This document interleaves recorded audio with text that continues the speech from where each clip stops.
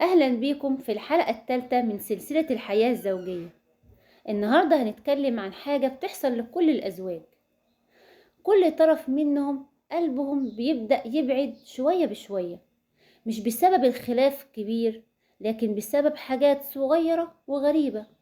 لو حسيت أو حسيت في يوم من الأيام إنه بعيد عنك حتى وإنتوا عايشين مع بعض، الحلقة دي ليكي وليه أيضا.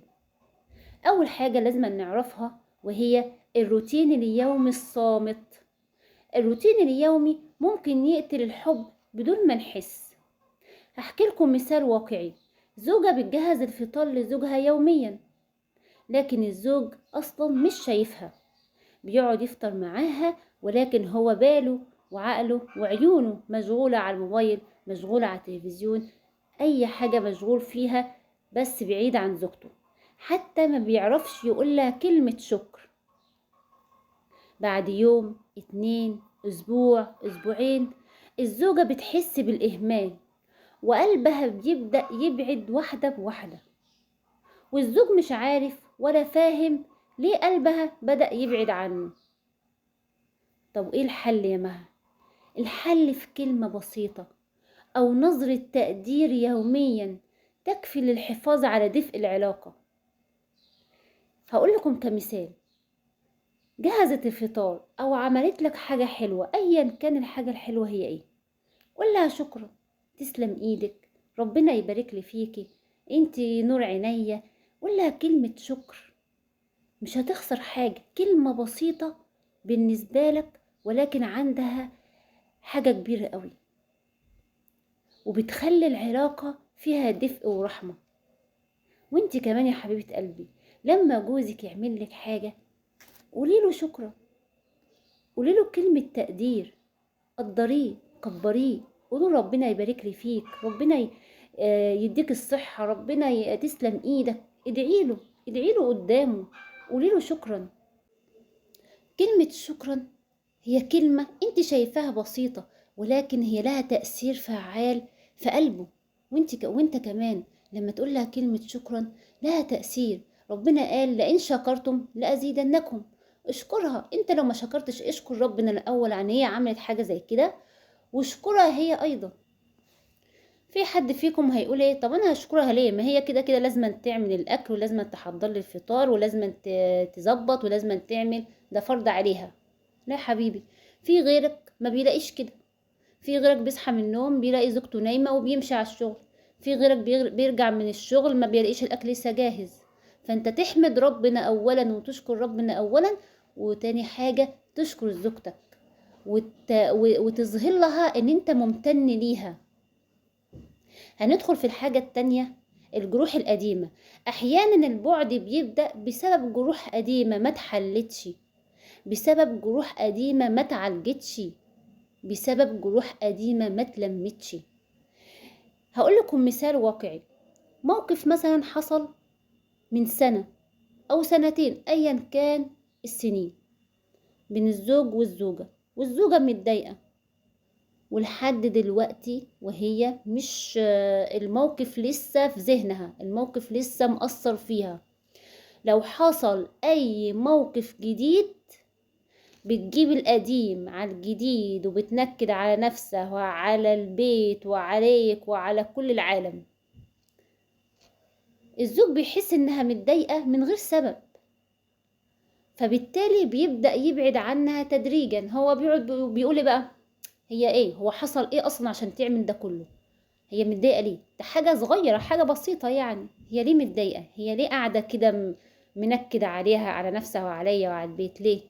ما انت يا حبيبي ما تعرفش، انت ما تعرفش ان هي ما شاء الله عليها قاعده وجابت الموقف بتاع 10 سنين على الموقف الجديد، وعماله ايه، شغال بقى دراما في دماغها. هي ايه، قاعده بقى شغاله دلوقتي في دماغها دراما كده، وبتفتكر بقى القديم مع الجديد وعماله تنكد على نفسها.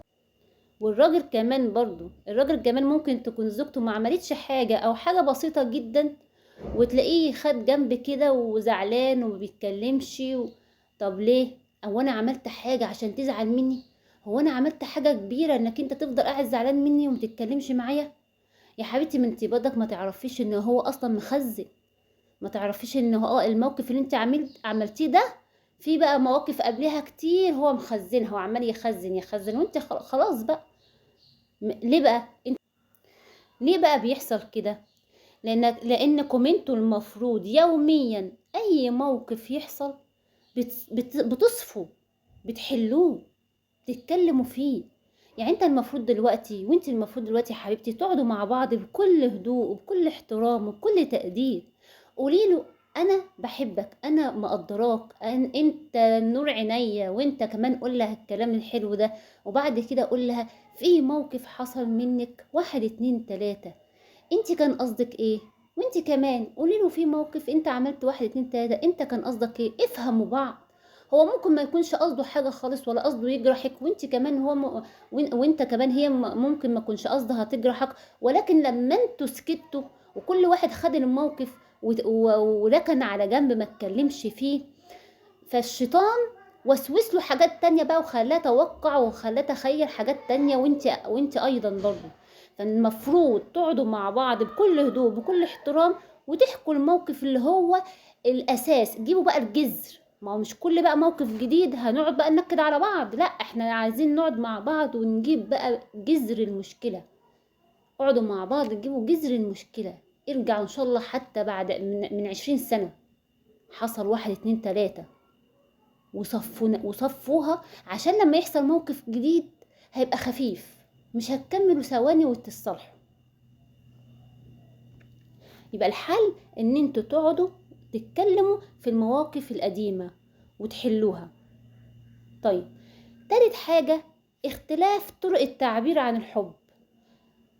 الراجل غير الست، الست بتعبر عن الحب بطريقة والراجل بيعبر عن الحب بطريقة أخرى. كل واحد عنده طريقة مختلفة بيعبر فيها عن حبه.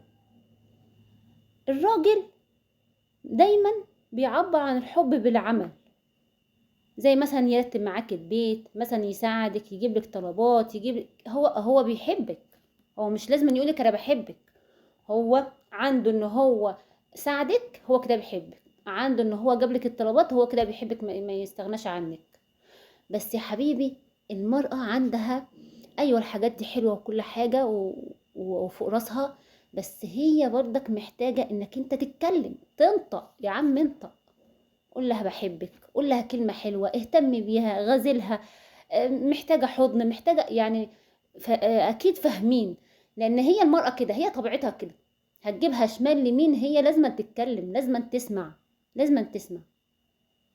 فانت أيوة هتهتم بيها وتساعدها في البيت، وحلو ده كله حلو تمام، ولكن هي أيضا عايزة تسمع كلام حلو، ولو ما سمعتوش منك هتسمعه من مين؟ والراجل يا حبيبتي هو عملي. يعني بصي، انت لو قعدتي تغني له من هنا للصبح في كلام حلو من غير عمل، ما ملهوش لازمه. ما يعني هو لو قعد يغني لك، انت كده هتبقي مبسوطه، انت كده هتبقي سعيده. ولكن هو الراجل عملي، ما ينفعش يا حبيبتي تغني من غير ما ايه، ما ت... ما تظهري له حبك وتعملي وكده. لو ما فهمتوش بعضيكم في طريقة الحب، لو انت ما قعدتيش كده فهمتي هو عايز ايه او ايه اللي بيحتاجه، وانت كمان لو ما قعدتش كده فهمتي منها هي محتاجة ايه، هيحصل احباط، وهيحصل بعد مشاعر، وهيحصل بقى اللي هو الزواج الصامت ده. يبقى الحل ان كل واحد فيكم يفهم مشاعر التاني ويفهم احتياجه، وكل واحد فيكم يعرف لغة الحب اللي محتاجها للطرف التاني. هقول لكم كمثال، مثلا هي الزوجة زي ما قلت لكم كده بتحب تسمع كلام حلو، يا عم سمعها كلام حلو طول النهار، غازلها طول النهار، قول لها كلام حلو. فأبسط حاجة تعملها لك قول لها شكرا، قول لها تسلم ايدك. هو مش شرط تقعد تقول لها بحبك وطول النهار، لا، الكلام مش كده بس لما انت تقول لها شكرا، تسلم ايدك، ربنا يبارك لي فيكي، وتقول لها كلام هو ده حب برضك، هو ده حب. هي هتبقى مبسوطة، هتحس ان انت مقدرة، هتحس ان انت شايفها. فاهمني؟ وانت كمان يا حبيبتي، اي حاجة جوزك يعملها قولي له كلام حلو، قولوا ربنا يبارك لي فيك، ربنا يديك الصحة، انت بتتعب، قولوا له كلام حلو، قولي له كلام حلو. شوفي هو محتاج ايه، محتاج مثلا يشوفك لابسة لبس حلو، البسي لبس حلو. يعني انتوا مش محتاجين حد يعرفكم الكلام ده، انا عارفه ان انتوا عارفين الكلام ده، بس انا بذكر. هندخل على رابع حاجة، وهي التوقعات الغير واقعية.